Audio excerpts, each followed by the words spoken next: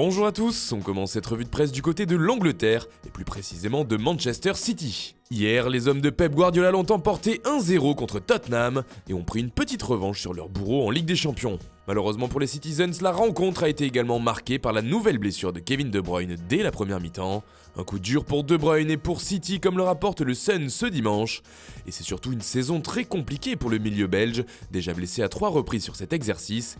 Il est donc à nouveau sur la touche. Cette fois-ci, c'est sa cheville qui le fait souffrir, et si aucune durée d'indisponibilité n'a pour l'instant été évoquée, il pourrait ne pas revenir sur les terrains avant la fin de saison, explique The Sun.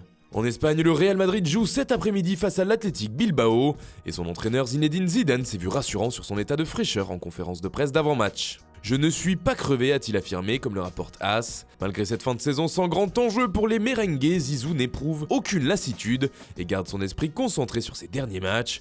D'ailleurs, comme l'explique Marca, il va y avoir du changement en vue de la saison prochaine. Son traditionnel 4-3-3 pourrait bien changer, il l'a d'ailleurs avoué à demi-mot. Il y aura des changements, c'est obligatoire, et dans le schéma aussi. Du côté du Barça, c'est l'inverse, on est à fond sur la fin de saison, toujours en course en Ligue des Champions mais également en championnat, où le Barça est tout proche du titre. À 2 victoires, titre par exemple Mundo Deportivo. En effet, les Blaugrana ont gagné 2-1 contre la Real Sociedad et pourraient être sacrés dès la semaine prochaine. Ils devront pour cela battre Alaves, mais il faudra également que l'Atlético perde contre Valence. Pour Sport aussi, le Barça est sur le point d'être champion. En Italie, en revanche, c'est d'ores et déjà plié. La Juventus est championne après sa victoire 2-1 contre la Fiorentina. Forcément, ce dimanche, toute la presse transalpine ne parle que de ça. Scudetto infini, écrit par exemple Tuttosport, car c'est le 8e titre de champion d'affilée pour la vieille dame, et le chiffre 8 est identique au symbole de l'infini lorsqu'on le penche sur le côté, un symbole qui est d'ailleurs repris dans tous les autres journaux spécialisés. Infini titre ainsi le Corriere dello Sport. La Gazzetta dello Sport de son côté explique que la Juve recommence avec un 8e titre, ce qui est d'ailleurs historique. En effet, aucune autre équipe du top 5 européen n'avait enchaîné autant de titres de rang. Autre record, celui de CR7,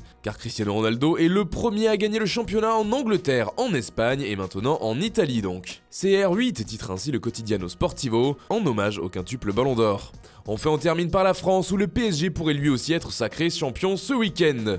Les Parisiens affrontent Monaco ce soir et ils devraient retrouver leur maître à jouer. Et oui, Neymar pourrait faire son retour face à l'ASM.